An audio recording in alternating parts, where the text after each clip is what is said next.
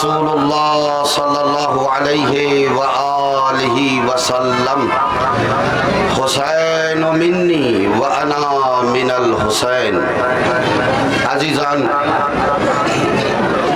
इस्लाम के परचम उठाने वालों, इस्लाम की तारीख को रकम करने वालों, आज ये जो जुलूस आप देख रहे हैं या जितने भी जुलूस आप इन अय्याम में देखते हैं, ये सब क्यों बर्पा होते हैं? ये सब जुलूस क्यों निकलते हैं? इन जुलूसों को निकालने का मकसद क्या है? ये मातम करने का मकसद क्या है? आप खुद सोचिए, इतनी कड़ी धूप में कि जहां इंसान का निकलना भारी हो रहा हो, जहां धूप की वजह से इंसान अपने कामों को रोक के रखा हुआ हो, मगर फिर भी ये कौम इतनी गर्मी के बावजूद दोपहरी में मातम करती हुई, सीना जनी करती हुई ये कौम बाहर निकलती है। न धूप की परवाह है, न गर्मी की परवाह है। हालांकि आप देखते हैं कि जब गर्मी शिद्दत की होती है तो हुकूमत की तरफ से भी गाइडलाइन शुरू हो जाती है कि आप बाहर ना निकलिए, मगर याद रखिएगा, ये गर्मी इसलिए बर्दाश्त की जाती है कि जो गर्मी करबला की थी उसके मुकाबले में ये कोई गर्मी नहीं है। मगर क्यों? मगर क्यों? सवाल उठता है ना, जवान है, जवानों के जहनों में सवाल उभरता है कि भाई ये कैसे जवान है, इनको क्या हो गया है, ये क्यों मातम करते हैं, ये क्यों बाहर निकलते हैं? तो उसकी वजह यह है मेरे अजीजों, देखिए, जुल्म कहीं भी हो, जुल्म कहीं भी हो, किसी भी जगह हो, किसी भी मुल्क में हो, जब तक लोग खामोश रहते हैं, उस जुल्म को देखते रहते हैं और अपनी आवाज बुलंद नहीं करते हैं, तो जालिम को हिम्मत मिलती है, जालिम की जुर्रत बढ़ने लगती है और वो इस हद तक पहुंच जाता है कि वो समझता है कि मुझे रोकने वाला दुनिया में कोई नहीं है। तवज्जो कीजिएगा बात पर जो कहना चाहता हूं, जब तक जालिम के खिलाफ कोई आवाज बुलंद नहीं होती है, जालिम के हौसले बढ़ते हैं, जालिम के जहन में बात समा जाती है, मेरे मुकाबले पे कोई है ही नहीं, मैं जो चाहूं वो कर सकता हूं। इसीलिए फिरौन ने अपने जमाने में यही सोचा कि मैं हूं खुदाए आला, मैं जो बोलूंगा, मैं जो करूंगा, कोई उसे रोक नहीं सकता। मगर अल्लाह ने उसी फिरौन के मुकाबले पे जनाबे मूसा को भेजकर बता दिया, जालिम कितना भी बड़ा हो, अल्लाह की कुदरत के सामने ठहर नहीं सकता है।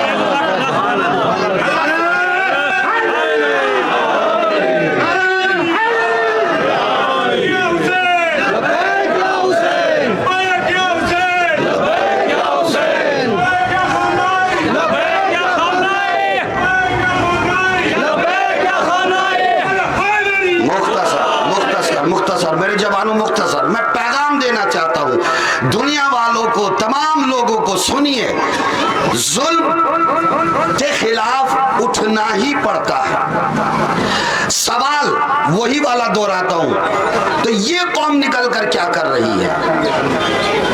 तवज्जो करेंगे आप, ये कौम बाहर निकल कर क्या कर रही है? याद रखिएगा, अभी आपने 40 दिन एक जंग को देखा। तवज्जो कीजिएगा, जो भी मेरी आवाज को सुन रहा है तवज्जो से सुनिएगा और अपनी अक्ल को इस्तेमाल करते हुए सुनिएगा, किसी और बात को एक तरफ रख दीजिए, सिर्फ ये सुनिए। अभी ताजा हालात आपके सामने हैं। 40 दिन एक जंग हुई, एक तरफ पूरी कायनात इकट्ठा थी, सारे मुल्क एक तरफ थे, वो अलग बात है, कुछ मख्फियाना तौर पर कुछ छुपकर और कुछ जाहिर तौर पर साथ थे, ठीक है ना। कुछ मखफियाना तौर पर साथ थे मगर कुछ जाहिर थे। मगर किसके मुकाबले पर? एक अकेले ईरान के मुकाबले पर। क्या कहने सुभान अल्लाह। अब सवाल ये उठता है कि ईरान इन लोगों से टक्कर ले क्यों रहा था? ईरान को क्या जरूरत पड़ी कि वो इस अमेरिका और इजराइल का मुकाबला करे? अजीजों, सीधी सी बात ये है, अमेरिका और इजराइल दुनिया में अपने आप को सबका बॉस समझ रहे थे। सबका बॉस, जो मैं चाहूं वो करूंगा, कोई मेरे आड़े नहीं आ सकता। किस बात के ऊपर? कि मेरे पास असला सबसे अच्छा, सबसे अच्छी फौज मेरे पास, सबसे अच्छे टैंकर मेरे पास, सबसे अच्छे जेट मेरे पास, कि जिनका कोई दुनिया मुकाबला नहीं कर सकती। उसको पर इतरा रहा था और सोच रहा था कोई मुल्क मेरा मुकाबला नहीं कर सकता। मगर जब आई बात ईरान की,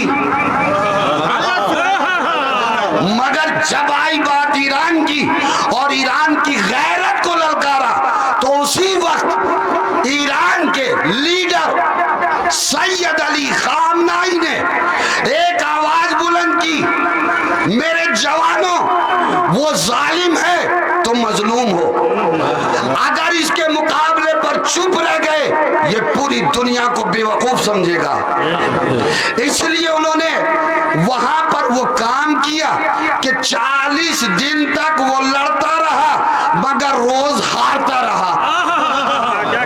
मैं 40 दिन के बाद की बात नहीं कर रहा हूं, 40 दिन के बाद तो पूरी दुनिया ने देखा है। 40 दिन में हर रोज वो हार रहा था और वही रिक्वेस्ट कर रहा था और मुल्कों से सुलह कर लो, समझौता कर लो, सुलह कर लो, समझौता कर लो, मगर किसी की समझ में नहीं आ रही थी बात। 40 दिन के बाद सबको समझ में आ गया, अमेरिका पहले दिन ही हार गया था। दलील दूं कि पहले दिन हार गया था। दलील ये है, पहले दिन जो उसने हमला किया था, बस दो बातें अर्ज कर रहा हूं और बात तमाम। पहले दिन जो उसने हमला किया था, उस हमले में ईरान के लीडर को शहीद किया था नहीं किया था, और कत्ल करके ये सोच रहा था शहीद करके कि बस अब हम जीत गए। लेकिन जैसे ही रहबर की शहादत पूरी दुनिया में फैली, अमेरिका के खिलाफ एक इनकलाब बर्पा हो गया और दुनिया वालों ने जुलूसों में शिरकत करके सड़कों पर निकलकर बताया, जो जालिम होता है अगर वो किसी को मार भी दे तो मरना हार की दलील नहीं होती है, उसका मकसद जिंदा है कि नहीं, मकसद जिंदा है कि नहीं। तो अजीजों, यही हुआ करबला में। जालिम यजीद ने हुसैन को कत्ल तो कर दिया, और कत्ल करके वो सोच रहा था हम जीत गए, मगर उसको एहसास कब हुआ कि हम हार गए? जब मस्जिदों से अशहदु अन्ना मुहम्मदर रसूलुल्लाह की सदा बुलंद हुई, जब मस्जिदों के मीनारों से ये आवाज बुलंद हुई, अशहदु अन्ना मुहम्मदर रसूलुल्लाह, बस वो समझ गया मैं जिस मकसद के तहत हुसैन को मार रहा था, हुसैन तो दुनिया से चले गए मगर मकसद तो उनका बाकी रह गया, मकसद तो उनका बाकी रह गया। और आज 1400 साल के बाद भी ये कौम उसी मकसद को लेकर चल रही है। दुनिया में जितने जालिम आएंगे ये कौम उसका डट कर मुकाबला करेगी।